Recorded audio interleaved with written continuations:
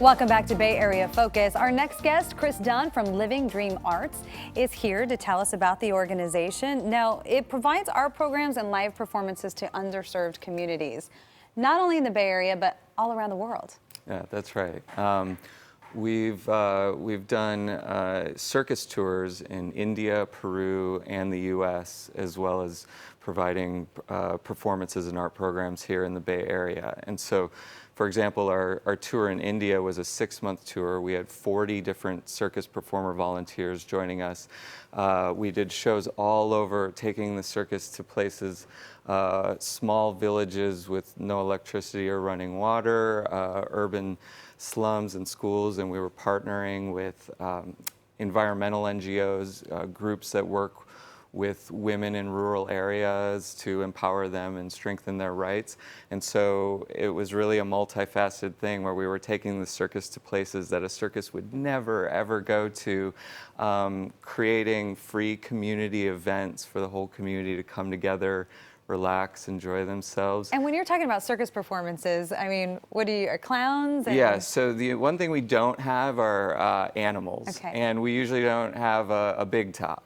We would work with whatever space we were given. Well, this looks like a lot of fun. Yeah, it's that was actually at an orphanage outside of Cusco in Peru. And so that's an example where we were just in a tiny little backyard of an orphanage doing a big circus show in a small space. But by circus, I mean it all: juggling, acrobatics, fire performance, which, you know, we introduced a lot of people to the art of fire dancing that had never seen anything like that before. And when the kids see this, like the kids in Peru that we just showed in that orphanage, they probably have never even been to a circus or heard of a circus. And when they see this, and what kind of reactions do you get?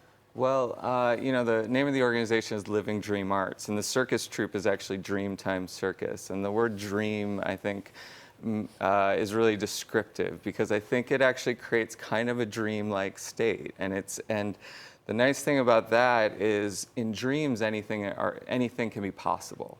And that's one of the things that I really love about circus arts, is you look at it and it just seems impossible that someone could be doing that. But not only would we perform these feats for these kids, we would then do workshops with them, and we would teach them how to do those skills. So we would work with them and teach them how to juggle. And we do similar things in our after-school programs here in the Bay Area. And one of the things I'm really proud of, we surveyed all of our kids that participated in our programs in 2015 and asked the question, did you learn anything that you didn't think was possible to learn? And 100% of them said yes. Wow. Yeah. Wow. So it really does make a difference. It does. How about the programs that you have in the Bay Area? Yeah, we have. Is this year-round? Yeah, absolutely, and we have some really unique programs. We're working in about 15 different schools, 4 different community organizations, several different safe houses and shelters, and that's a really unique thing. Again, it's like taking programs to people that just don't have access to these programs, especially, you know.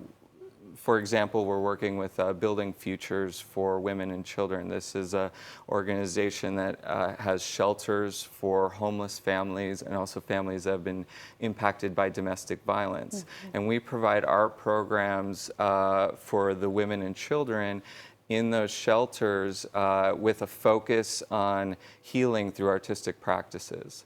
So are the performers, are they all volunteers?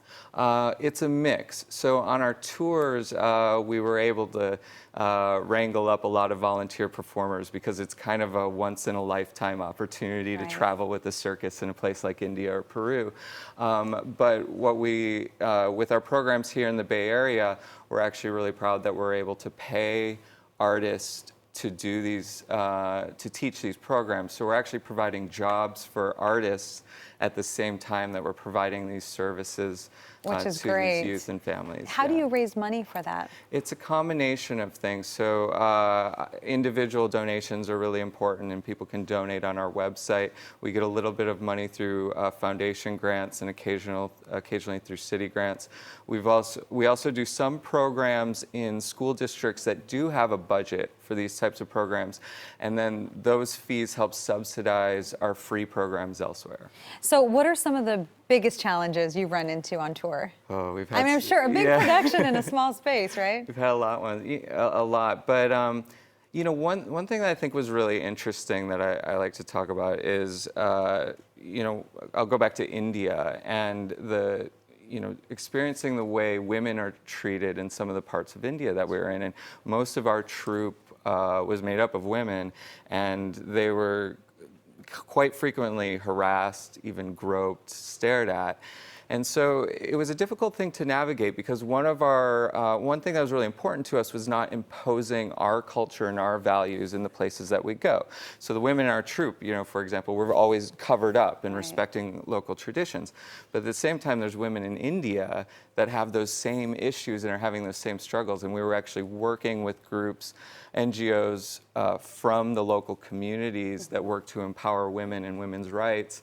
And that helped us navigate those situations, but it was still a real challenge. Yeah, raising awareness, also entertaining, just putting smiles on people's faces. So thanks so much for coming on the show. Thank you for having me. I appreciate it. And for more information about Living Dream Arts, just log on to livingdreamarts.org. Again, that's livingdreamarts.org. Coming up, a center making music accessible to everyone. We'll be back.